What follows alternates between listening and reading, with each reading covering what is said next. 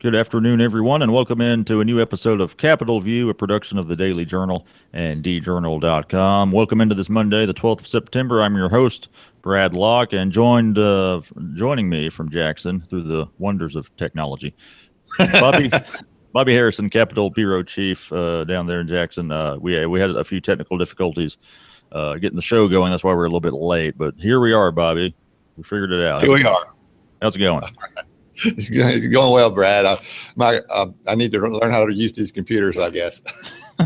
Well, you got a new computer, Bobby, so you got a acclamation period there. Hey, it's a few months before the next legislative session, but there's been plenty going on in Jackson and in the chambers there with the working groups that have met now on, I guess, two different occasions. They met last week for a few days.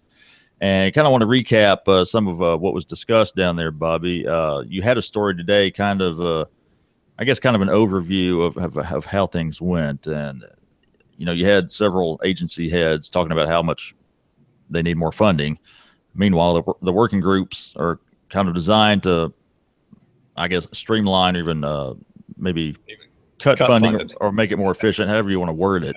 As you noted in the story, Bobby, a lot of contradictions there last week, were they not? Yeah, well, it was almost as if they were on the agency heads and the legislators are almost on a different universe.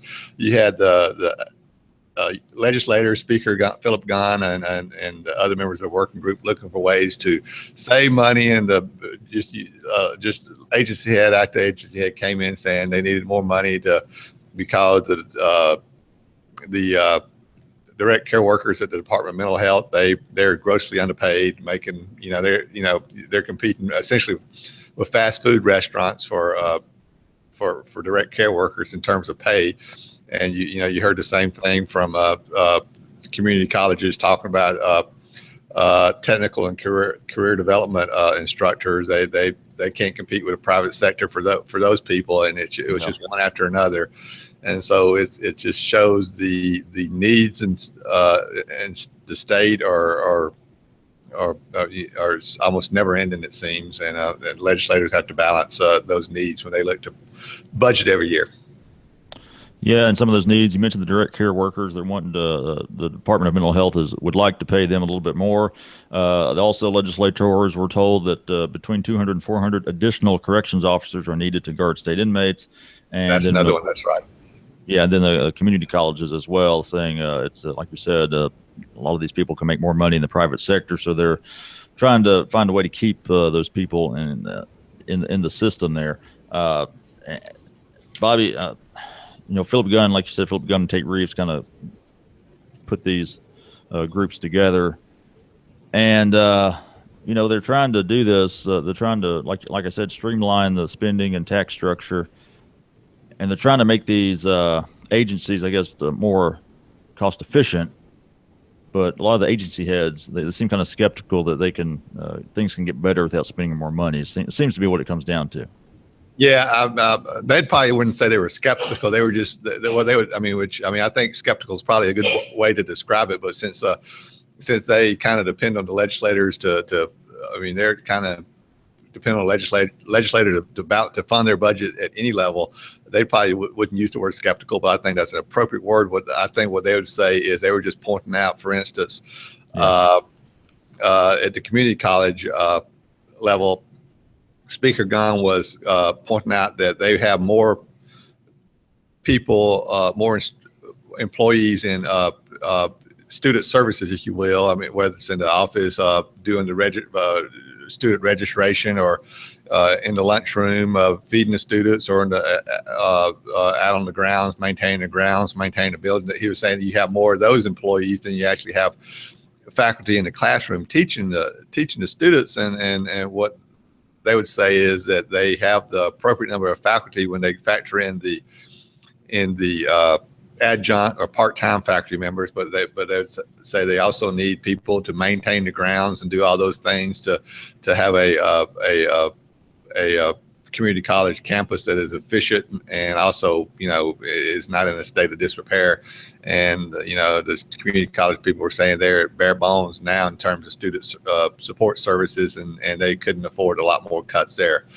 So, but what Speaker Gunn and others say is they want money to go in the classroom, or to the taxpayers for the mission of the agency, and they want to make sure that's what's happening. And so there might be some differences there between what the agency heads think and what the legislators believe should be done. Yeah, I mean, Gunn's pretty much questioned whether all the community colleges resources were focused on the classroom, or enough resources were focused on the classroom. And Andrea Mayfield, executive director of the Mississippi Community College Board, said, "Yeah, we feel like we've got the proper focus there." And she rattled off some numbers about how many classroom instructors they have, both full-time and part-time or adjunct. And like you said, they need more non-classroom staff, Bobby. So. Well, what they say they actually need now are those career and technical teachers, right. Whether it's welders, people who teach welding, or air conditioner maintenance, or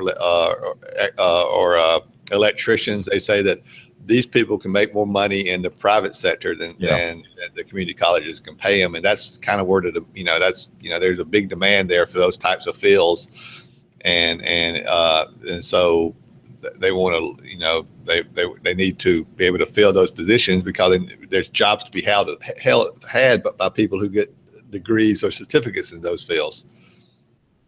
Glenn Boyce, Commissioner for Institutions of Higher Learning, talking about how tuition has to go up every year because of funding issues. Now, I mean, naturally, I think, you expect tuition to go up some every year. Things tend to go up year to year when it comes to things like that. But is there, and the legislators, I know a lot of them don't like to see the tuition go up, Bobby. Is that just one of those things? It's just people are going to students going to have to keep dealing with increased tuition?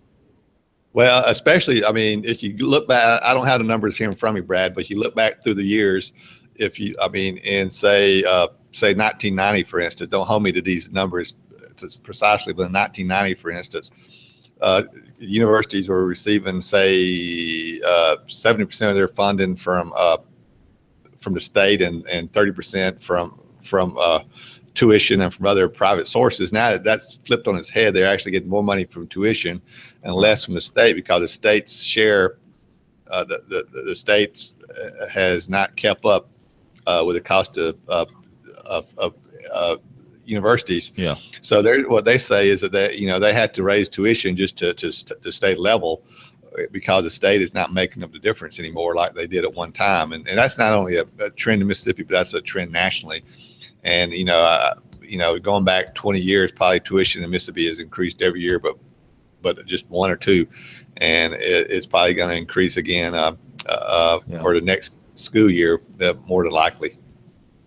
Well, switching gears a little bit, Bobby, Governor Phil Bryant last Wednesday announced that he's making more budget cuts, $56.8 million worth of budget cuts. He calls it, I guess, a budget adjustment. Of course, he had that accounting error where they factored in, they had budgeted about $56.8 million more than the state was projected to collect. They call it an accounting error, Bobby. That's a pretty big accounting error, but these were kind of expected, I guess. Well, yeah, I mean, right to the session ended in April.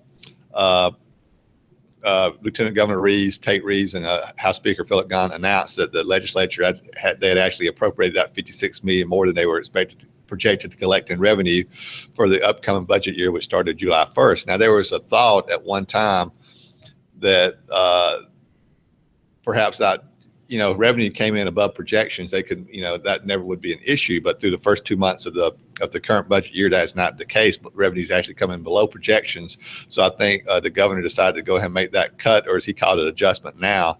Or if revenue keeps on coming in below projections, he was going to make a lot bigger cut, and probably still will at some point in the coming months. So he decided to go ahead and get that first cut out of the way instead of waiting, because it appears that the revenue is not going to make up for that accounting error. He's already made budget cuts in recent months, and he dipped into the rainy day fund a couple of times, I guess. Yeah, that was all for the last budget year. This was true. remember for a budget cut, the governor making a budget cut in the new year. I mean, it's only, the budget year started July 1st, and he's already making a budget cut before mid-September. So that's very unusual. Usually the first budget cuts the governor has to make are over in late October or early November. So, but this one was unusually early because of that accounting error. Yeah, I mean, just look at the cuts he's made recently, and you're seeing a trend develop here, Bobby. Just kind of wonder how long it can be sustained. I mean, because right now we're just seeing the revenue collection still down. Yeah, revenue collections are down. Cuts have been made. You hear agencies talking about having to cut back on programs. Mental health's cut back on some key programs. The Department of Health has. The Forestry Commission, there's been several that have cut back on key programs. And, nationwide rating agencies have given Mississippi a negative outlook on its credit rating.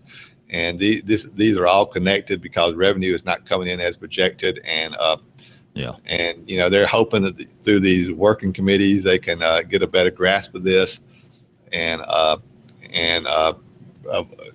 make some changes in the next legislative session starting in January that will deal with some of these issues.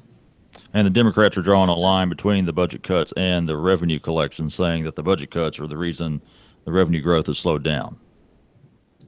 That and also that the growth has slowed down because of all the tax cuts that have been passed over the past 5 years.